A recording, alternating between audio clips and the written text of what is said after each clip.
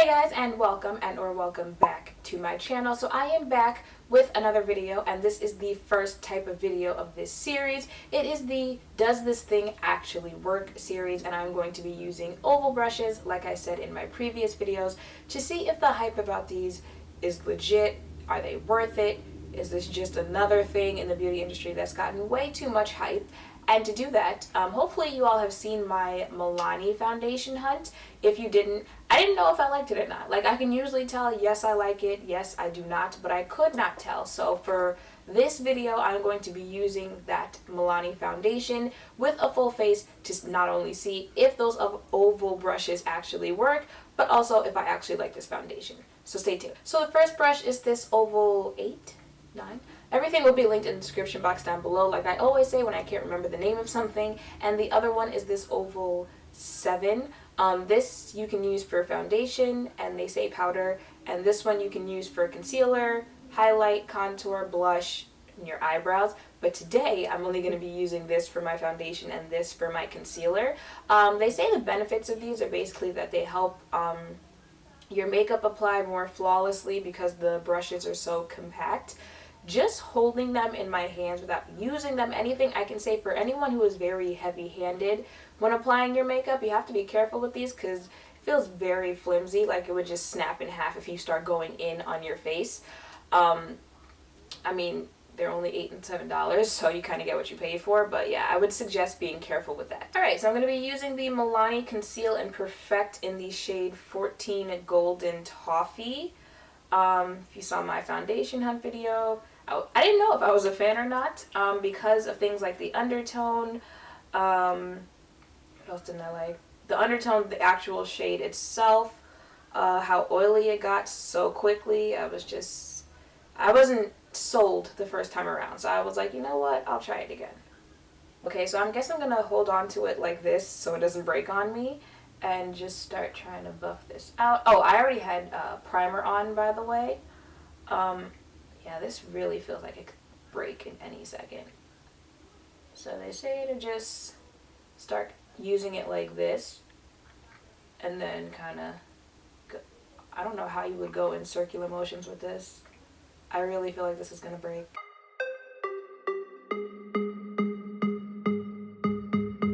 It does feel very nice on your face, I have to give it that.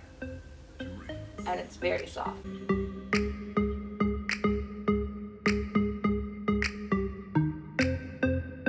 See, now it's like things like your nose that I'm not really sure, how that's supposed to go because it's such a big brush, so I feel like it'll miss places. And I feel like I'm kind of getting my eyebrows here. And some of the some of the bristles are now attached to my face.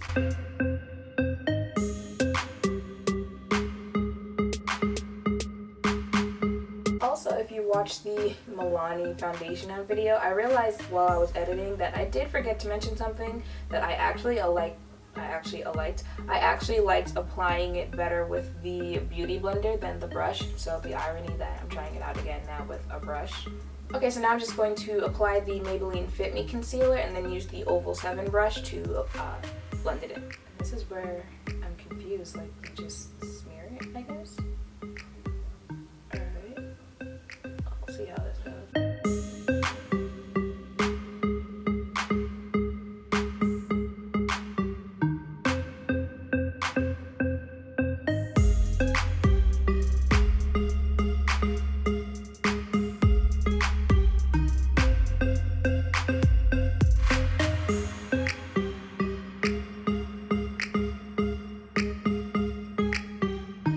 Definitely suggest waiting until after you do this part to apply mascara to your bottom lashes.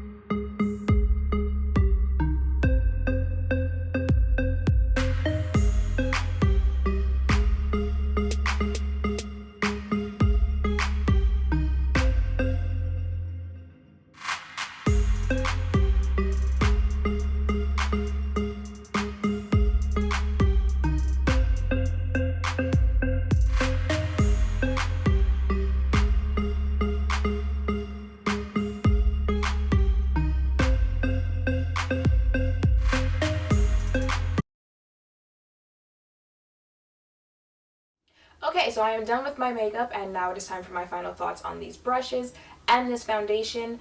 For the brushes, I did like the brushes on the larger parts of my face. I think it blended out smoothly, a lot better than, I liked it a lot more than I did with the Sigma F80 when I tried the foundation by itself in the other video. With that being said, this was very obnoxious to use on smaller parts of my face, like my nose, my forehead, like here on the side of my face, and I feel like I still didn't blend that out, and if I didn't, well, you know, I tried. It was just it's just too big to get in there, and then like I said, like I was worried I was gonna break it. So if you bought like one of the actual Artiste brushes, like I think the face brush for Artiste is like $400. If you bought that one, I'm sure you wouldn't have the issue of worrying about it breaking, but I feel like worrying about this breaking and the size of it made it a little harder to actually blend stuff in with my face. Now, for the concealer brush, this was hell. Okay, hell. I mean, you saw that while I was applying it. Like, I'm over here like scrubbing my face away. Mind you, like that's the one thing you don't want to do with concealer is to be like smearing it, because you're pretty much like smearing your foundation too, but that's how they say to do it. And then they say to use like circular motions, and I'm like, I can barely fit this thing underneath my eye just doing this.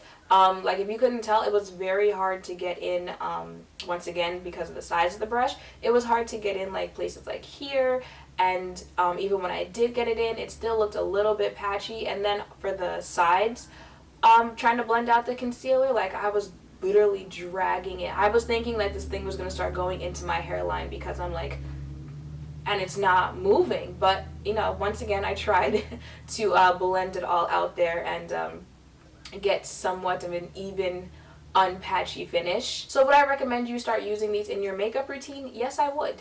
I know I just said like I had all that trouble with some of them. I just feel like I might have gotten the wrong size, because there are multiple sizes of these brushes. I think for the face one, this was the largest one, so there is one or two smaller than this one that might be a little bit easier on your forehead, and this one there definitely is a smaller one that would make it easier to get underneath your eye, or if you do want to use it for other things like underneath your eyebrows.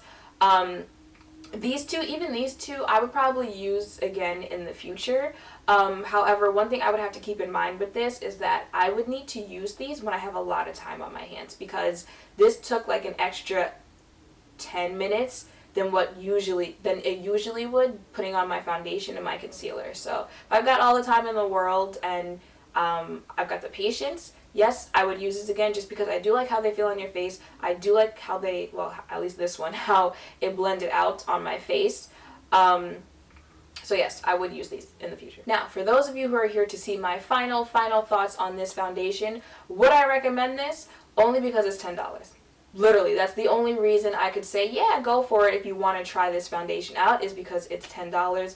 I tried toning down the undertone because it's extremely warm, even though I do like warm foundations, but I feel like you can still tell this is not my undertone of a foundation, and the finish actually seems different than just using the foundation by itself. Using the foundation by itself, I felt like it was somewhere in between matte and dewy, but with other products on my face, I feel like it gives me a really dewy finish, which does look nice. However, I am an oily skin person, well, oily combo skin, and I just feel like an hour from now I'm going to be a hot mess, even with this Laura Mercier setting powder, and even with the Fix Plus setting spray. I feel like give it an hour and I will look like a hot Crisco mess. So if you don't have oily skin, if this is your undertone, it is $10. Give it a shot. But for my oily people out there, nah, this ain't it. It's not. Okay, so that is it for this video. I hope this demo on the oval brushes and my last thoughts on this foundation have helped in your decision of whether or not you're going to try these things out for yourself. Make sure to thumbs up, comment, and subscribe down below. Thank you all for watching, and I will see you in the next one. Bye! Baby, I like your style.